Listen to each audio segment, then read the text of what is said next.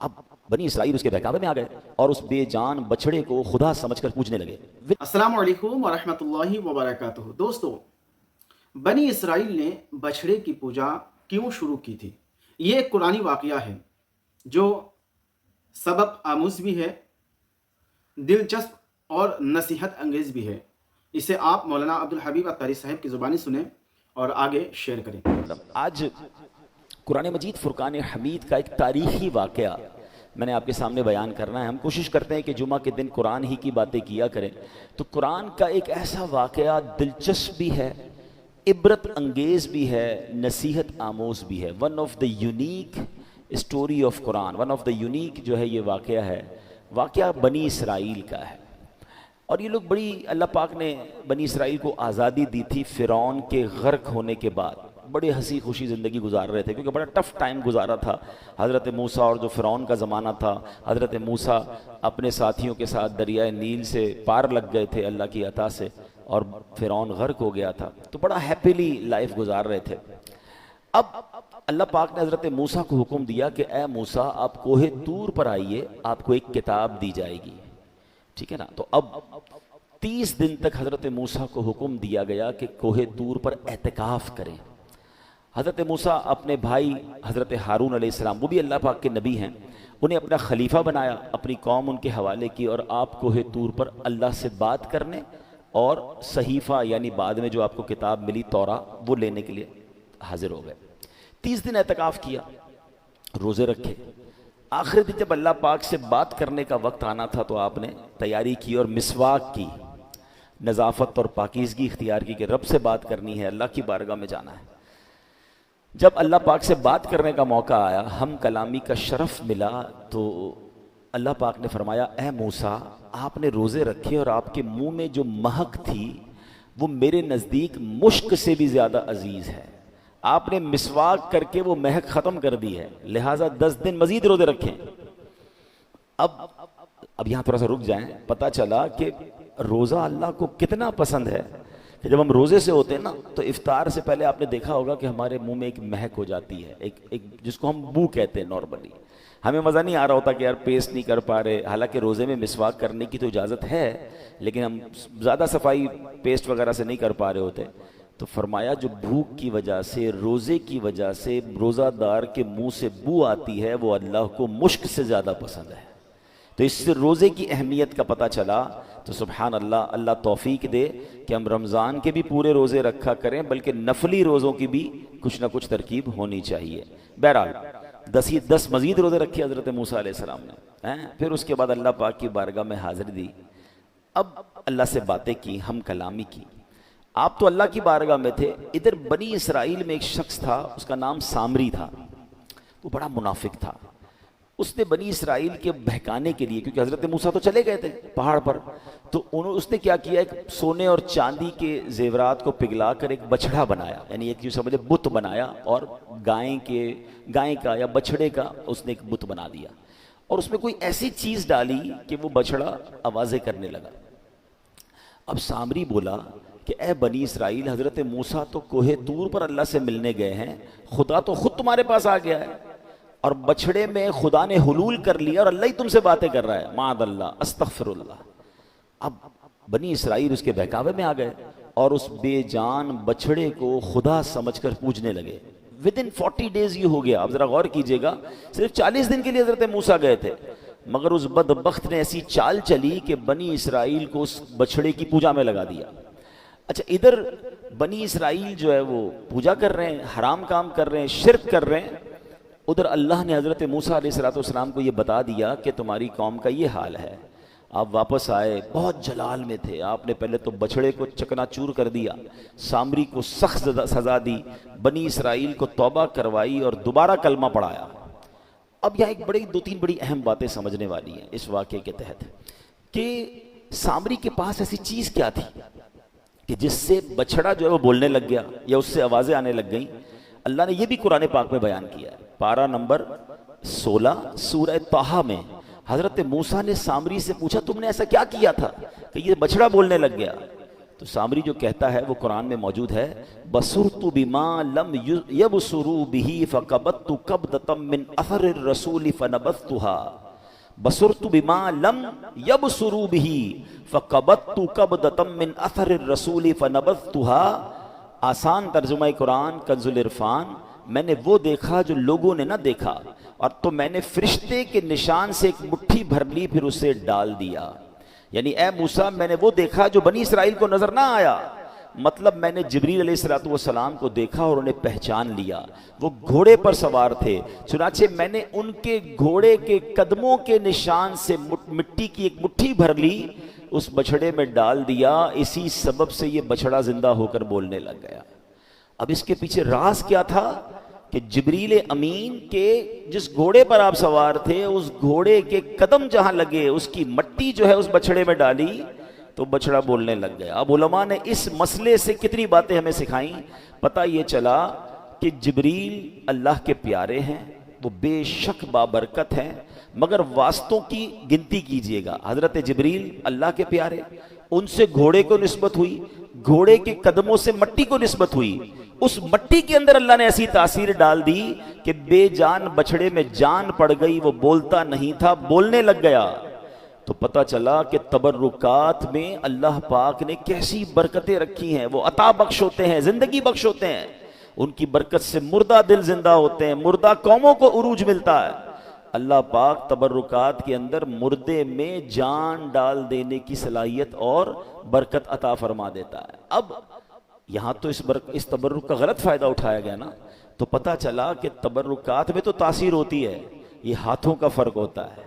اگر یہ تبرکات گستاخوں کے ہاتھ میں آ جائیں تو تبرکات کے منفی اثرات ہوتے ہیں، تبرکات نیکوں کے ہاتھ میں آ جائیں تو وہ تبرکات کے اثرات بھی نیک ہوتے ہیں۔ دیکھیے سامری جادوگر کے پاس یہ مٹی آ گئی جو حضرت جبریل کے گھوڑے کے قدموں سے لگی تھی، وہ چاہتا تو اس سے برکتیں حاصل کر لیتا نا، مگر دل میں گستاخی تھی، دل میں شرک تھا، اسی تبرک سے اس نے غلط کام شروع کروا کے قوم کو حرام کام کی طرف لگا دیا، اور پوری بنی اسرائیل کو اس نے اس زمانے کے لوگوں کو گمراہ کیا۔ تو اے میرے پیارے اسلامی بھائیوں، یہاں یہ بات سیکھنے کو مل رہی ہے کہ اللہ والوں سے نسبت رکھنے والی چیز میں بڑی برکت ہوتی ہے۔ اب اس کا کوئی رانگ استعمال کر لے تو الگ بات ہے۔ اب ایک بہت خوبصورت بات اب سمجھنی ہے، جبرائیل کون ہیں؟ فرشتے ہیں، فرشتوں کے سردار ہیں، ٹھیک ہے، اور آپ کے گھوڑے سے سبحان اللہ جو مٹی قدموں سے لگے اس میں یہ جان آ جاتی ہے، یہ برکت آ جاتی ہے۔ تو ذرا سوچئے کہ فرشتے یہ ہیں کون؟ جبریل امین نبی پاک علیہ السلام کے خادم ہیں، آپ کے وزیر ہیں۔ ہم شعر کہتے ہیں نا، چاہیں تو اشاروں سے اپنے کایا ہی پلٹ دیں دنیا کی، چاہیں تو اشاروں سے اپنے کایا ہی پلٹ دیں دنیا کی، یہ شان ہے ان کے غلاموں کی، سرکار کا عالم کیا ہوگا۔ جبریل امین کے قدموں سے ان کے بھی قدم نہیں، ان کے گھوڑے کے قدم پر جو مٹی لگتی ہے وہ بے جان میں جان ڈال دیتی ہے، تو نبی پاک کی شان کا عالم کیا ہوگا۔ اب بتائیں، جس قدم پر نبی پاک کے، جس خاک پر نبی پاک کے قدم لگ جائیں، اللہ اکبر، اس خاک کا عالم کیا ہوگا۔ اعلیٰ حضرت امام اہل سنت کہتے ہیں نا، ذرے جھڑ کر تیری پیزاروں کے، پیزار کہتے ہیں چپل کو، جوتوں کو، آقا آپ کے جوتے مبارک پر، آپ کے چپل مبارک سے جو ذرے لگ جائیں نا، اور جب وہ جھڑتے ہیں تو کیا بنتے ہیں؟ ذرے جھڑ کر تیری پیزاروں کے تاجے سر بنتے ہیں سیاروں کے۔ پھر یہ بڑے بڑے جو سیارے آسمان پر ہیں یہ ان ذروں کو اپنے سر کا تاج بناتے ہیں۔ اور کیوں نہ بنائیں کہ جب جبریل امین تو فرشتوں کے سردار ہیں، میرے آقا تو سب کے سردار ہیں نا، نبیوں کے بھی سردار ہیں، فرشتوں کے بھی آقا ہیں، جبریل امین تو نبی پاک کے وزیر ہیں۔ تو اب ذرا غور کیجئے مصطفیٰ کریم علیہ السلام کے مبارک قدموں کا، اور ان کی شان کا عالم کیا ہوگا۔ اور سبحان اللہ، وہ جو ہے نا، تیری کفش پا یوں سوارا کروں میں کہ پلکوں سے اس کو بہارا کروں میں۔ مفتی اعظم ہند کہتے ہیں، حضور آپ کے قدموں سے لگنے والی جو خاک ہے نا، اس کو میں ایسے صاف کروں گا، جھاڑو سے نہیں، اپنی پلکوں سے میں اس کو بہارا کروں گا کہ اس کی شان اتنی اعلیٰ ہے. نبی پاک کے قدم جہاں لگ جائیں، نالین شریف لگ جائیں، مولانا جامی کہتے ہیں جو سوئے من گزر آری منے مسکین ناداری فدائے نقش نالینت کنم جائیں یا رسول اللہ. حضور کبھی آپ میرے گھر تشریف لائیں تو آپ کے جو نقش نالین ہیں، نالین یعنی چپل مبارک کا جدر جدر نقش لگے، جامی اپنی اس نقش پر جان قربان کرے گا. اللہ اکبر. یہ شان ہے نبی پاک علیہ الصلوۃ والسلام کی. اب ذرا یہ جو واقعہ میں نے بیان کیا یہ قرآن مجید میں کس طرح قرآن نے ڈیفائن کیا ہے، ذرا سنیے گا. اللہ قرآن میں فرماتا ہے، یہ پارہ 1 ہے، سورہ بقرہ ہے، آیت نمبر 51 and 52. سبحان اللہ. بسم اللہ الرحمن الرحیم. وَإِذْ وَاعَدْنَا مُوسَىٰ 40 لَيْلَةً ثُمَّ اتَّخَذْتُمُ الْعِجْلَ مِن بَعْدِهِ وَأَنْتُمْ ظَالِمُونَ ثم عفونا عنكم من بعد ذلك لعلكم تشکرون. آسان ترجمہ قرآن کنز العرفان. اور یاد کرو جب ہم نے موسیٰ سے 40 راتوں کا وعدہ فرمایا، پھر اس کے پیچھے تم نے بچڑے کی پوجا شروع کر دی اور تم واقعی ظالم تھے، پھر اس کے بعد ہم نے تمہیں معافی عطا فرمائی تاکہ تم شکر ادا کرو. یعنی اے بنی اسرائیل، جب اللہ پاک نے موسیٰ کو کتاب دینے کا وعدہ فرمایا، انہیں کوہ طور پر بلایا، حضرت موسیٰ نے 40 راتیں وہاں اعتکاف کیا. ادھر تمہیں ہدایت کا سامان ہو رہا تھا اور ادھر تم تورات شریف کے نازل ہونے کا انتظار کیے بغیر اللہ کا شکر بجا لانا تھا تمہیں. اس کو چھوڑ کر تم نے شرک شروع کر دیا، بچڑے کی پوجا کرنا شروع کر دی. مگر اللہ پاک کا کرم دیکھو، تم پر اللہ کا فضل و احسان دیکھو. ایسے عظیم ظلم کے باوجود اللہ کریم نے تم پر عذاب نہ بھیجا، تمہیں تباہ و برباد نہ کیا، فرعون کی طرح تمہیں غرق نہ کیا، بلکہ تمہیں توبہ کی توفیق بخشی، تمہاری توبہ قبول ہوئی اور دوبارہ سے ایمان کی نعمت عطا فرما دی. یہ وجہ کیا بنی؟ سبحان اللہ، اس لیے کہ تم شکر گزار بنو، لہٰذا اب اس انعام کا شکر ادا کرو. اب ذرا غور کیجئے، اس آیت میں گویا ان کو معافی بھی ملی، ان کی زیادتی کا ذکر بھی ہوا اور معافی کا ذکر بھی ہوا اور ریزن کا بھی ذکر ہوا کہ یہ تم پر انعام کیوں ہوا، تاکہ شکر ادا کرو. اے میرے پیارے اسلامی بھائیوں، اب ذرا تھوڑی سی بڑی عشق والی بات بھی ہے اور بڑی ریلیٹیو بات بھی ہے. حضرت موسیٰ کون ہیں؟ کلیم اللہ. یاد رکھیے گا، کلیم کس کو کہتے ہیں؟ بات کرنے والے کو. آپ اللہ سے بات کرتے تھے. ہمارے آقا کون ہیں؟ حبیب اللہ ہیں. اللہ نے صرف بات نہ کی، اپنے حبیب کو اپنا دیدار بھی کرایا. اب ذرا سمجھیے گا کہ حضرت موسیٰ طور پر گئے، 40 دن اعتکاف کیا، تب آپ کو تورات عطا کی گئی. توجہ رکھیے گا، کہاں بلایا؟ کوہ طور پر بلایا، 40 دن کا اعتکاف کیا پہلے اور پھر تورات عطا کی گئی. بڑی شان ہے. مگر آؤ محبوب پاک علیہ الصلوۃ والسلام کی شان دیکھو. آپ غار حرا میں تشریف فرما تھے، آپ کو کہیں بلایا نہیں گیا، ٹھیک ہے، کہیں جانے کی زحمت نہیں فرمائی، بلکہ جبریل امین کو وہاں بھیجا جا محبوب موجود تھے اور وہیں قرآن نازل ہونا شروع ہوا. بلکہ صرف یہی بس نہیں ہوا کہ غار حرا میں جب جب آتے قرآن نازل ہوتا. اللہ اکبر، محبوب پاک مکے میں ہیں، قرآن مکے میں نازل ہوتا. آقا مدینے میں ہیں، قرآن مدینے میں نازل ہوتا. نبی پاک سفر میں ہیں، قرآن وہیں نازل ہوتا. اللہ اکبر، آقا نبی پاک علیہ الصلوۃ والسلام طائف میں ہیں، قرآن طائف میں نازل ہوا. آقا علیہ الصلوۃ والسلام بستر میں ہیں، قرآن بستر میں نازل ہو رہا ہے. فرق دیکھیے، طالب اور مطلوب کا فرق دیکھیے. حضرت موسیٰ علیہ السلام طالب تھے، اللہ کے حبیب علیہ الصلوۃ والسلام مطلوب ہیں. محبوب کو زحمت نہیں دی گئی بلکہ وہیں پہنچایا گیا. اور سمجھیے گا، حضرت موسیٰ علیہ السلام نے جب اللہ سے باتیں کرتے تھے نا تو دل میں یقیناً تمنا جاگتی ہے کہ جس سے بات ہو اور ریسپیکٹ بھی ہو، محبت بھی ہو، تو اب اسے دیکھنے کو جی چاہتا ہے. تو حضرت موسیٰ نے اللہ کی بارگاہ میں عرض کی، مولا میں تیرا دیدار کرنا چاہتا ہوں. ارشاد ہوا، لن ترانی، اے موسیٰ تم مجھے نہیں دیکھ سکو گے. ریکویسٹ کی تو فرمایا اب ایک پہاڑ پر اپنی تجلی رب نے نازل فرمائی. اب جب اس پہاڑ پر اللہ کا دیدار نہیں تھا، رب کے نور کی ایک تجلی تھی. حضرت موسیٰ اس تجلی کی تاب نہ لا سکے، بے ہوش ہو گئے. ذرا سمجھیے گا، حضرت موسیٰ نے ریکویسٹ کی، منع ہو گیا، تجلی نازل ہوئی، آپ بے ہوش ہو گئے.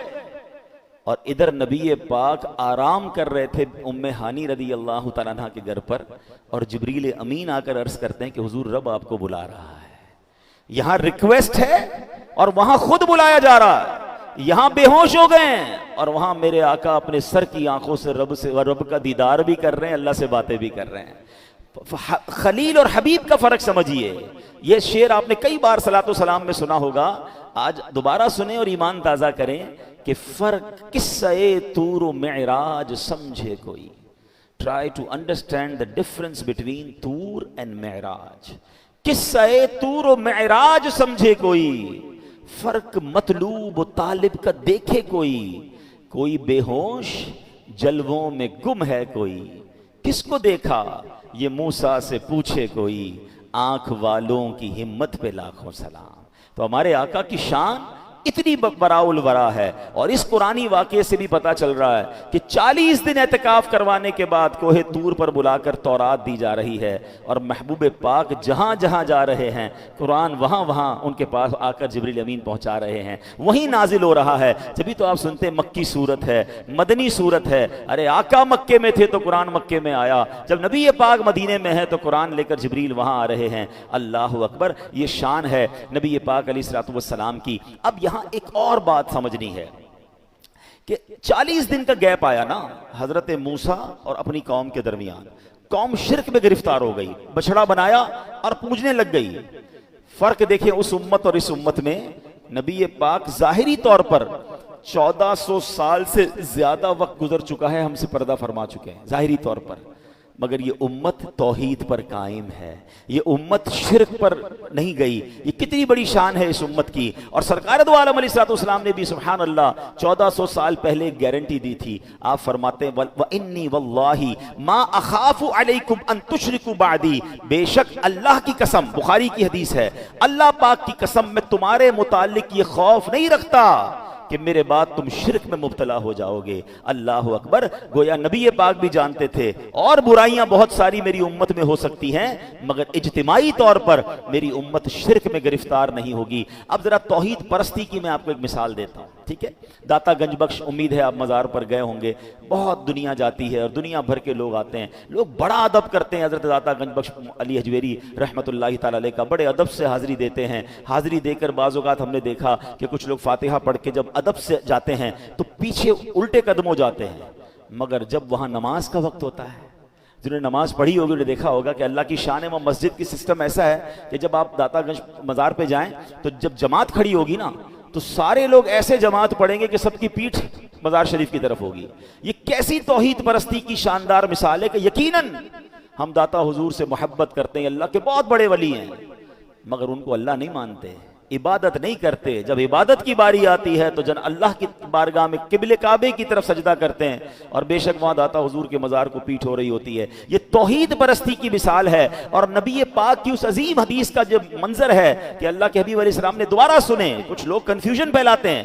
اللہ کے نبی علیہ الصلوۃ والسلام نے فرمایا, بخاری کی حدیث, وَإِنِّي وَاللَّهِ مَا أَخَافُ عَلَيْكُمْ أَن تُشْرِكُوا بَعْدِي, میں اللہ پاک کی قسم, فرماتے ہیں اللہ کی قسم میں تمہارے متعلق یہ خوف نہیں رکھتا کہ میرے بعد تم شرک میں مبتلا ہو جاؤ گے. تو یہ امت شرک میں مبتلا نہیں ہوگی. ایک اور بڑا خوبصورت واقعہ, امام حسن مجتبی اپنے والد مولا علی سے پوچھتے ہیں, بابا جان آپ کو مجھ سے محبت ہے؟ فرمایا بالکل ہے.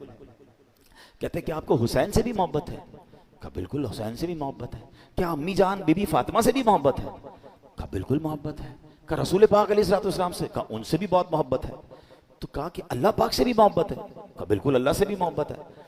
تو بیٹے تھے, کہتے ہیں یہ ایک دل میں اتنی ساری محبتیں کیسے جمع ہو سکتی ہیں؟ آپ تو سب سے ہی محبت کرتے ہیں. بچپن کے سوال تو اور ہوتے ہیں نا, مگر ہمارے لیے کتنی بڑی تربیت ہو گئی. مولا علی شیر خدا نے اس کا جواب کتنا پیارا دیا. آپ نے فرمایا کہ آپ خود تو باب المدینۃ العلم ہے نا, آپ تو نبی پاک فرماتے ہیں کہ میں علم کا شہر ہوں, علی اس کا دروازہ ہے. تو مولا علی کا جواب تھا, اپنی شان کے لائق تھا. فرماتے بیٹا کیا تم دیکھتے نہیں, جب نماز کا وقت ہو جاتا ہے میں تم سب سے الگ ہو کر اللہ کے حضور حاضر ہو جاتا ہوں, نماز پڑھنے لگ جاتا ہوں. یعنی محبت تو اصل ایک سے ہی ہے, باقی جو محبت ہیں وہ اسی محبت کی وجہ سے ہیں. اصل محبت تو اللہ سے ہے, مگر اللہ والوں سے پیار کیوں ہے؟ وہ بھی اللہ کی وجہ سے ہے کہ وہ اللہ والے ہیں. کسی شخص سے محبت ہو اس کے بچوں سے پیار نہیں ہو جاتا, اس کے رشتہ داروں سے پیار نہیں ہو جاتا؟ اللہ بلا تمثیل اللہ کی کوئی اولاد نہیں ہے، مگر سمجھانے کے لیے اصل محبت مومن کو اللہ سے ہوتی ہے، مگر اللہ کے پیاروں سے بھی محبت، اللہ کے نبیوں سے بھی محبت، اللہ کے نبیوں کے صحابہ سے بھی محبت، اللہ کے نبیوں کے اہل بیت سے بھی محبت ہو جاتی ہے۔ اور اس کی وجہ یہی ہے کہ یہ اصل محبت اللہ کے لیے ہے۔ الحب فی اللہ والبغض فی اللہ، ہماری محبت بھی اللہ کے لیے، ہماری دشمنی بھی اللہ کے لیے ہونی چاہیے۔ ہمارا پرابلم یہ اور ہے، ہم محبت بھی دنیا کے لیے کرتے ہیں، ہم دشمنی بھی دنیا کے لیے کرتے ہیں۔ محبت کیوں دنیا کے لیے کرتے ہیں؟ یار اس سے پیسے مل جائیں گے، اس سے کام نکل آئے گا، اس سے دوستی کر لو کچھ ترقی مل جائے گی۔ دشمنی کیوں کرتے ہیں؟ اس نے مجھے تحفہ نہیں دیا، اس نے مجھے دعوت پہ نہیں بلایا، اس نے جناب ہمارا رشتہ تھا فلاں رشتہ توڑ دیا، اس لیے انتقام۔ تو یہ تو دنیا کے لیے محبت اور دنیا کے لیے لڑائی ہو گئی نا۔ مومن یہ نہیں ہوتا، مومن کی محبت بھی اللہ کے لیے، مجھے پیار اس لیے کہ میرے اللہ کا بندہ ہے، یہ کلمہ گو ہے، میرا مسلمان بھائی ہے، میرے نبی کا امتی ہے، یہ محبت کا معیار ہے۔ اور بغض کیوں ہے؟ یہ اللہ معاذ اللہ شرک کرتا ہے، یہ نبی پاک کا گستاخ ہے، یہ صحابہ کا گستاخ، یہ اہل بیت کا گستاخ، میں اس کو اپنا دوست، بے شک یہ مجھ پر کروڑوں روپے خرچ کیوں نہ کرے، جو اللہ اور اس کے رسول کا نہیں وہ ہمارا نہیں ہو سکتا، چاہے سگا رشتہ دار کیوں نہ ہو۔ یہ ہے البغض فی اللہ۔ کاش یہ بات سمجھ آ جائے۔ ہمیں تکلیف ہو جب اللہ کی نافرمانی ہو رہی ہو، ہمیں تکلیف ہو جب معاذ اللہ اسلام کی شکل بگاڑی رہی ہو، یہ ہے اسلام کی محبت کے میں اس لیے تکلیف میں ہوں کہ یار لوگ اسلام پر عمل نہیں کر رہے، ہمارے اسلام کو نقصان پہنچ رہا ہے، ہمارے دین کو نقصان پہنچ رہا ہے۔ حال یہ ہے کہ لوگ جو بھی گناہ کریں ہمیں کیا ٹینشن بھائی، ان کی اپنی لائف ہے، ہمیں جناب اپنے کاروبار، اپنے مال، اپنے بیوی بچوں کی فکر ہونی چاہیے۔ یہ نہیں ہے، مومن اللہ کے دین کا فکر مند ہوتا ہے، مومن اسلام کی ترقی کے لیے فکر مند ہوتا ہے۔ ہم بھول گئے صحابہ کی قربانیاں، بھول گئے اہل بیت کی قربانیاں، بھول گئے انبیاء علیہ السلام اور خود ہمارے نبی کی قربانیاں۔ یہ لوگ بھی کہتے بھائی ہم اپنی فیملی کے ساتھ خوش ہیں، سارے اللہ کی عبادت کر رہے ہیں، سارے مسلمان ہیں، اپنا اپنا کام کرو بھائی۔ گھر چھوڑا، خاندان چھوڑا، کٹوا دیا پورا خاندان امام حسین نے، کیوں؟ کہ رہتی دنیا تک نانا کے دین کو بچانا تھا۔ تو مومن تو یہ ہوتا ہے نا کہ اس کو یہ فکر ہوتی ہے کہ میں اپنے مسلمان بھائیوں کو گناہوں سے بچاؤں۔ بڑی پیاری بات کچھ دنوں پہلے پڑھی کہ اچھے مومن کی مثال یہ دی گئی کتابوں، غالباً غوث پاک کا فرمان تھا کہ غوث پاک شیخ عبد القادر جیلانی فرماتے ہیں کہ اچھا مومن تو وہ ہوتا ہے کہ جس طرح اگر اس کے اپنے فیملی ممبر آگ میں گر رہے ہوں، جس طرح وہ ان کو بچاتا ہے، اس طرح جب وہ مسلمانوں کو گناہوں میں اور برائیوں میں مبتلا دیکھے تو اسی فکر سے انہیں بچانے کی کوشش کرے۔ اس کو یہ ٹینشن ہو کہ میں اپنے بھائیوں کو جنت کی طرف لے جاؤں، انہیں بچاؤں گناہوں سے، اپنی دیکھ والا معاملہ نہیں ہونا چاہیے۔ تو کاش یہ بات ہمیں سمجھ آئے کہ ہم نبی پاک کے امتی ہیں نا، اب تو کسی نبی نے نہیں آنا، یہ امت تو آخری امت ہے، اب یہ ہماری ذمہ داری ہے کہ امر بالمعروف و نہی عن المنکر، نیکی کا حکم دینا، برائی سے روکنا، اپنی بھی اصلاح کرنی ہے، دوسروں کو بھی اصلاح کرنی ہے، اب خود بھی گناہوں سے بچنا ہے، دوسروں کو بھی بچانا ہے۔ جب یہ کوشش ذہن میں آ جائے گی تو انشاءاللہ ہم اللہ کے بتائے ہوئے، قرآن کے بتائے ہوئے طریقے پر عمل کرنے والے بن جائیں گے۔ دوستو اپنی یہ قرآنی واقعات سماعت کیے، اپنا رائے کمنٹ باکس میں ضرور دیجیے گا اور یہ بھی بتائیے گا کہ اس واقعہ سے اور اس بیان سے آپ کو کیا سیکھنے کو ملا۔ دوستو چینل پر اگر نئے ہیں تو سبسکرائب کر کے اس طرح کی مزید ویڈیو دیکھنے کے لیے ہمارے ساتھ جڑے رہیں۔ ملتے ہیں کسی اور ویڈیو میں، تب تک اپنا خیال رکھیں۔ خدا حافظ۔ السلام علیکم ورحمۃ اللہ۔